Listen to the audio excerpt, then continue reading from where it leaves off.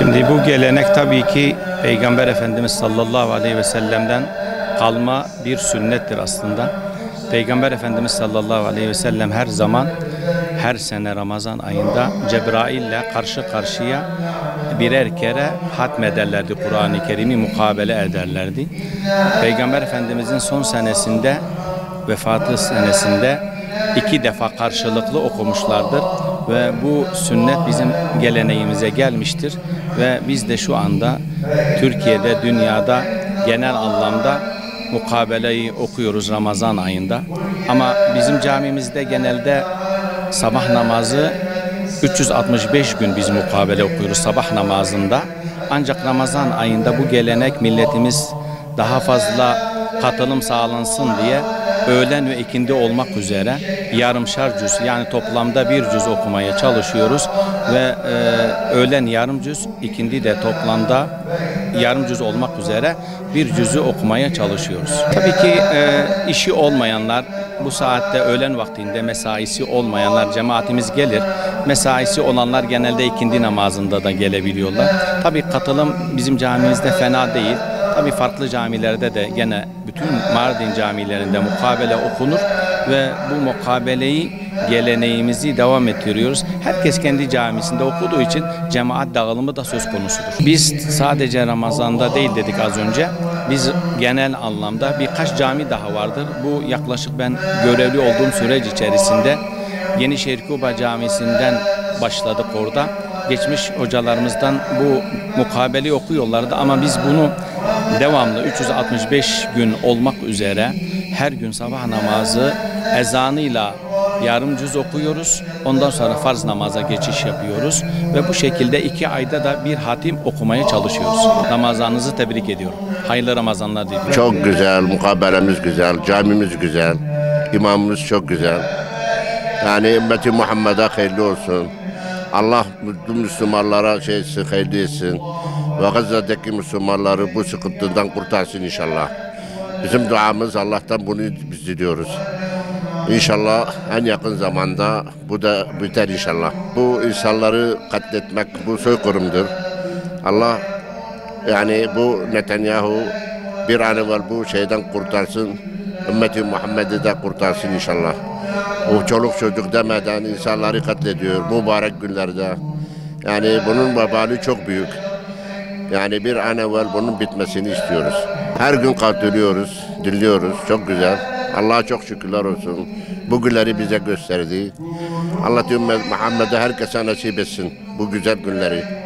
Orucumuz güzel, insanlarımız da güzel, mukabelemiz güzel.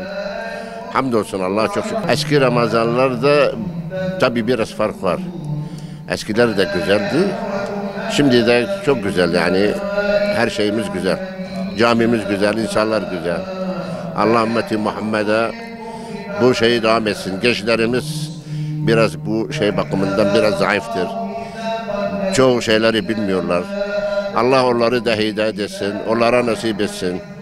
Bu günleri şey etsin yani eski günlerde mesela oruç zamanında açıkta kimse yemek yemiyordu. Lokantalar kapanıyordu. Gayrimüslim burada Mardin'de perde çekiyordu. Önümüzde yemek yemiyordu. Yani çok değişti yani. Bu insanlarımız böyle bu gecidik. Allah yardım etsin. Biraz zayıftılar. Allah yardım etsin. Allah onları ıslah etsin. Biz de Allah'tan bunu diliyoruz. Eskiler daha yani oruçta yani kimse açıkta sigara içmez, yemek yemez, komşusuna şey etmezdi.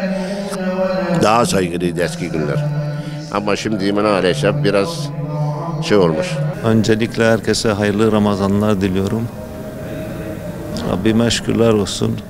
Yani Ramazan'ın şeyi farklıdır. Orucuyla, sahuruyla, iftarıyla ve en önemlisi öğlen ve ikindiden sonra mukabeleyle. Sağ olsun hocalarımızın hepsi böyle sesleri maşallah güzeldir. Gelip burada takip ediyoruz. Biz de iman okumamızı biraz daha güzelleştirmiş oluyoruz. Ramazan'da genelde 5 vakitin 4 vakiti hemen hemen camideyiz. Akşam hariç sabah, öğle, ikindi, yatsı, teravihle beraber güzel geçiyor Allah'a şükür. Vallahi Gazze kanayan yaramız maalesef. Rabbim bütün Müslümanlara birlik, beraberlik ihsan etsin diye. Gerçekten bizim ilk kıblemiz oradaki insanlar. Bilmiyorum yani daha ne kadar devam edecek. Bir an önce bununla ilgili yani Müslüman ülkelerin her anlamda bir boykottur. Yani her anlamda bir destek olması lazım Filistinli kardeşlerimize. Rabbim yardımcıları olsun. Bir an önce bu zulümler, katliamlar, bu resmen bir soykırımdır. İnşallah bir an önce son bulur. Ve dünya ülkeleri özellikle bu demokrasiden, insan haklarından dem vuran batılı ülkeler maalesef çifte standart uyguluyorlar. Müslüman ülkelere gelince yani maalesef insanı insandan saymıyorlar. Ama kendilerine gelince kıyameti kopuyorlar. Rabbim akıl fikir versin. İnşallah bir an önce bu zulme son verirler.